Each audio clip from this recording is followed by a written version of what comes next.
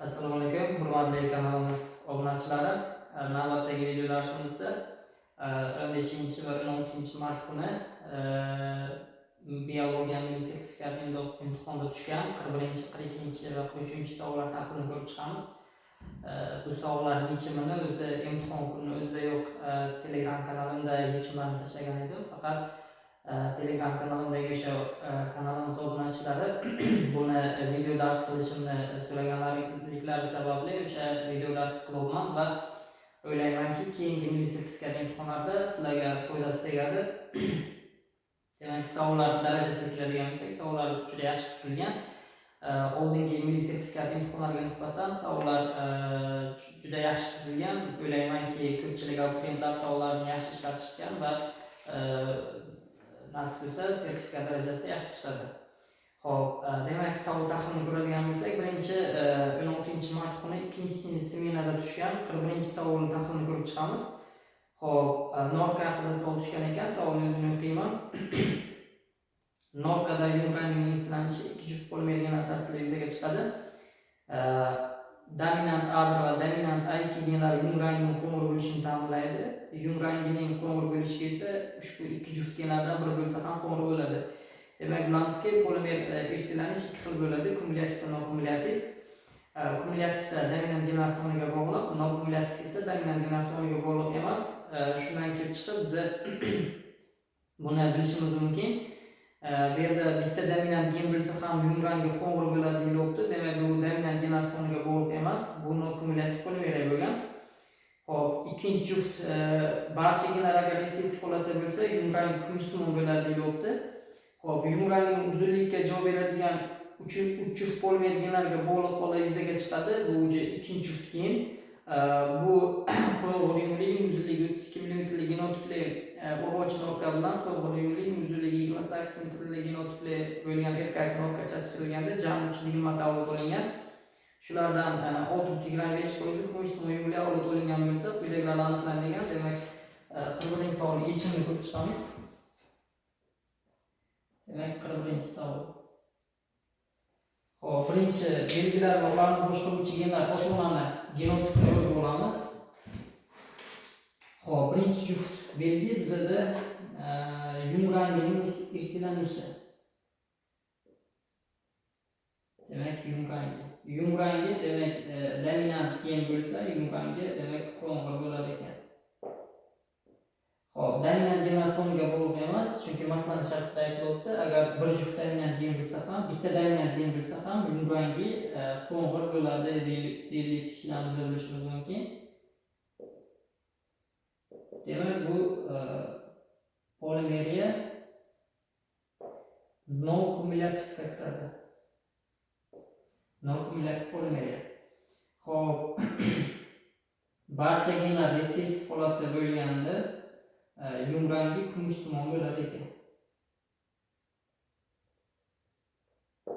Kumushsimon bo'lar ekan. Xo'p, ikkinchi juft belgi bizda yungning uzunligi.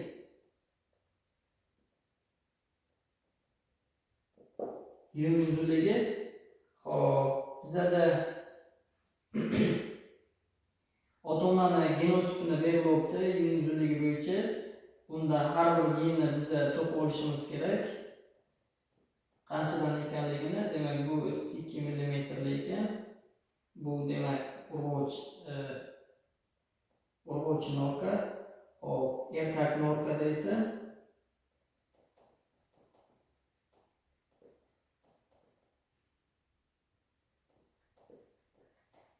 bunday holatda ikkita dominant gen bo'lgan holatda yung uzunligi 28 mm bo'lar ekan. Xo'p, bundan foydalanib biz topib olishimiz kerak. Har bir gen uzunligini, dominant va resessiv genlar uzunligini, dominant genlarni x deymiz, resessiv genlarni y deymiz. Demak, bu yerda ikkita dominant gen bor, 2x bo'ladi, plus 4y barobar 32 mm. Bu yerda xo'p. Mana buni ozgina xato yozamiz. Demak, dominant bo'ladi. 4 ta dominant, 2 ta resessiv gen. Xo'p, mana bunda esa ikkita dominant gen, 4 ta resessiv gen barobar 28 mm bo'lar ekan. Buni 2 ga ko'paytirib, demak x ve y'ni topsak x 6 chiqadi, y 4 chiqadi manimcha. Hop, x'imiz 6, y'imiz 4. Demak, har bitta genni topoldik, uzunligini endi otonani yozamiz. Hop, otonada bizda e'tibor beradiganimiz nima? Yung rangi bo'yicha demak, qo'ng'i rangi deyilibdi. Qo'ng'i yungli deyilibdi, lekin genotipni aytmayapti. Hop, urg'ochini hop 32 millimetrli genotip aytilyapti urg'ochida. Hop, demak, sizda qayerda?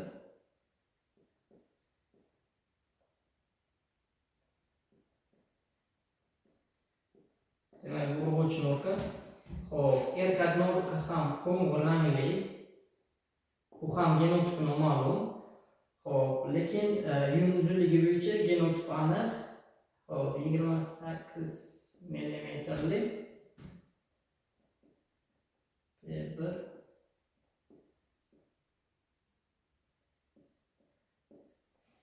juft bo'lmaydi. Hop, ikkita dominant gen bo'lsa, yung uzunligi 28 mm bo'lar ekan, to'rtta dominant gen bo'lsa 32 mm bo'lar ekan. Ana endi qo'ng'i rangli birinchi o'sha polimer genni biz topib olishimiz kerak. Hop, buni avloddan topib bilamiz. Hop, genotipini jami 320 ta avloddan 6,5% kumushsimoy yungli bo'lgan. Endi jami individni biz jami chiqqan F1 avlodini 100% desak, shundan 6,25% kumushsimoy yungli. Demak, 6,25 ga bo'lamiz, 16 tasi demak kumushsimoy bo'lar ekan. 16 tasi kumushsimoy, ya'ni resessiv bo'ladi. Endi o'ylab ko'ramiz. Demak, bunda bitta dominant gen bo'lsa, bunda ham bitta dominant gen bo'ladi. Bitta dominant gen, bunda ham bitta dominant gen bo'lsa, bu yungrangi qo'ng'i bo'ladi. Xo'p, bunday holatda hop, 1 2 bundan 4 ta gameta chiqadi. Bundan ham bitta gen heterozigot holatda bo'lsa, hop, 3 bundan demak 8 ta gameta chiqadi. Bundan 2 ta gameta chiqadi. Natijada 16 ta avlod chiqadi bunday holatda. Bizda 16 ta kumushsimoy chiqishi kerak. 100% bo'ladi bunday holatda, lekin bizda 6,5% tashkil qilish kerak. Demak, bitta dominant genlar bo'lmagan bu yerda. Hop, endi bunda ikkita dominant gen, bunda bitta dominant gen bor deb o'ylab ko'ramiz. Bunda ikkita dominant gen bo'lsa, demak bundan hop 16 ta gameta chiqadi. Bunda bitta demak 1 2 3 4 16 ta gameta chiqadi. Bunda bitta dominant gen bo'lsa agar bitta hop 2 ta gameta chiqadi. Natijada 32 ta avlod chiqadi. Hop, bizda 32 ta avloddan 16 tasi kumushsimoy bo'lishi mumkin emas. Nimagaki bizda kumushsimoyni foizi 6,5% tashkil qilish kerak. Shuning uchun demak 32 ta individli organizm ham bo'lmagan. Demak, bunda 2 ta dominant gen, bunda ham 2 ta dominant gen bor deb o'ylasak, hop, genotipini buni holatda bunda 16 ta gameta chiqadi, mana bunda demak 4 ta gameta chiqadi. Natijada 4 + 16 67 ta individ chiqadi. 67 ta individdan 16 tasi kumushsimoy bo'ladi, 6,5%. Demak, shunday fikrlar ko'ramiz. Savol yaxshi tuzilgan. Hop, demak bu yerda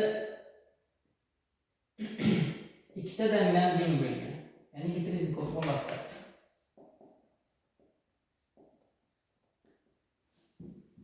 Hop, mana demak genotipini yozib oldik. Hop, mana endi pinetga buni joylashtirishimiz kerak. Gameta olib, bu uchun ham alohida olamiz. Men o'sha vaqtni qisqartirish maqsadida tezroq ishlash uchun pinetsiz buni ishlayman. Hop, ehtimollik bo'yicha A'sidan nimani so'ragan? Shuni topaman. Hop. Qo'ng'i yungli avlodning necha foizi? Demak, bitta dominant gen bo'lsa ham yungrangi qo'ng'i bo'ladi. Bu genlar noma'lum. Qo'ng'i yungli avlodning necha foizini deyapti? Yung uzunligi 28 mm bo'ladi A'sida. Demak, 28 mm bo'lishi uchun bizda hop, necha qo'ng'i yungli avlodning necha foizi 28 mm bo'lyapti. Demak, bizda bu genlar bo'yicha hammasini olishimiz kerak. B genlar bo'yicha hammasini olishimiz kerak. Hop, bunda qo'ng'i yunglilar, demak, o'zaro chatishidan 16 ta individ chiqadi. 16 tadan 15 tasi qo'ng'i yungli bo'ladi, bittasi kumushsimoy bo'ladi. Chunki buni formulasi qo'ymaydi. Hop, bunda 15 ta bo'ladi. Hop, buni o'zaro chatishtirganimizda bizada demak 4 ta individ chiqadi. Genlar hammasi dominant bo'lganligi sababli hop, mana bu yoqdagi gen dominant holatda bo'ladi.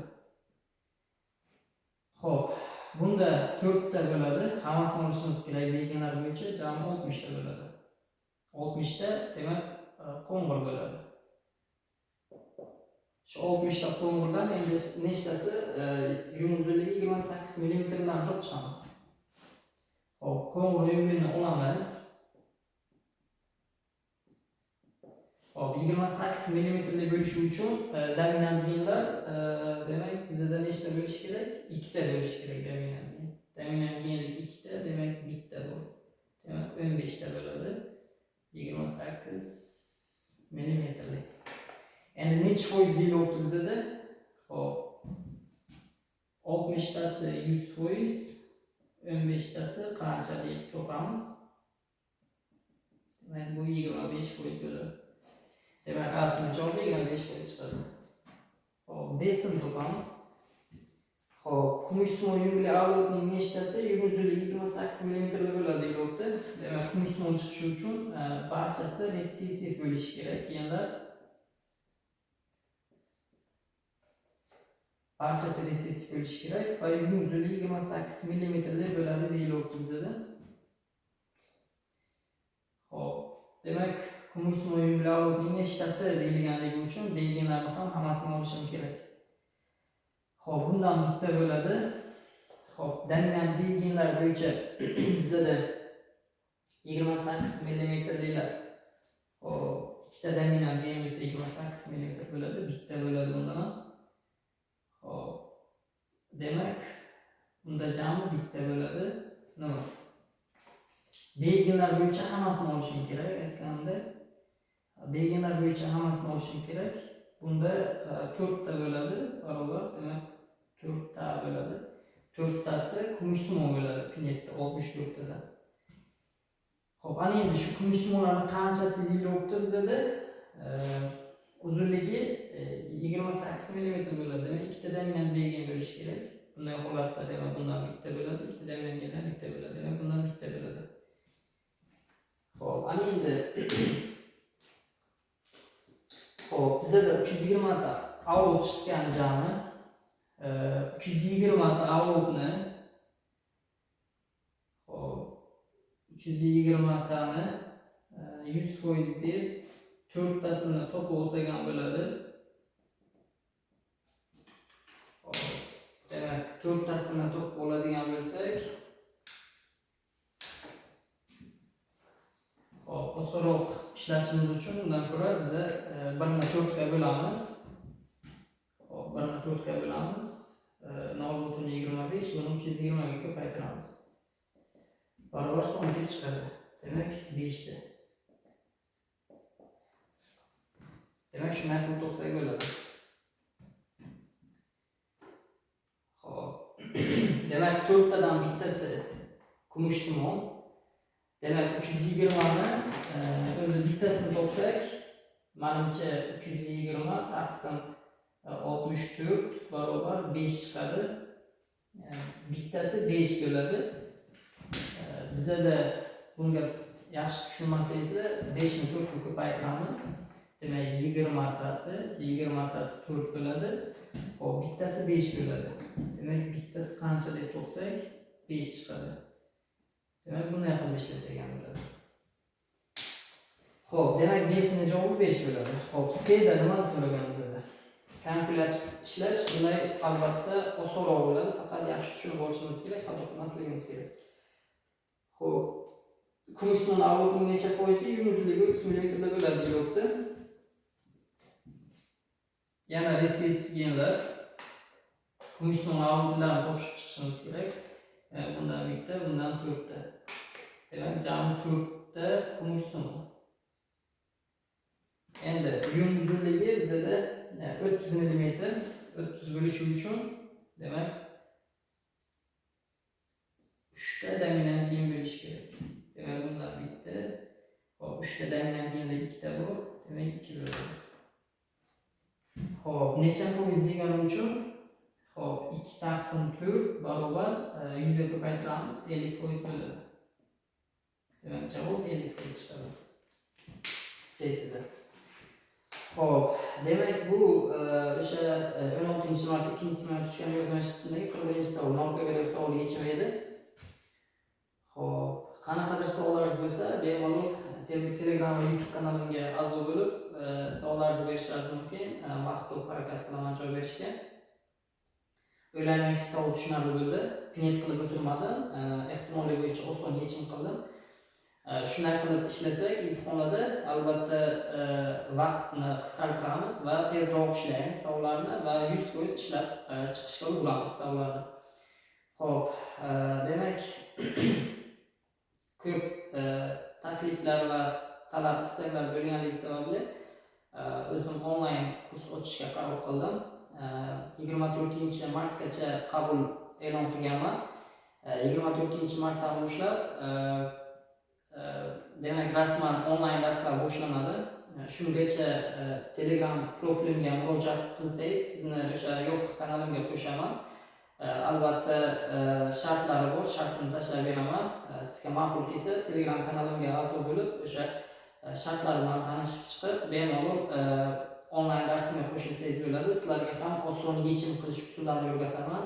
Denka, atel, kinetika, o'rganish, nima bo'lishidan qat'iy nazar biologiya masala qismini 100% o'rgataman. 4-may kuni bo'ladigan milliy sertifikat imtihonlarida albatta savollar sizga osonlik qiladi shunda. Xo'p, onlayn darslarimga qatnashadiganlar marhamat, murojaat qiling.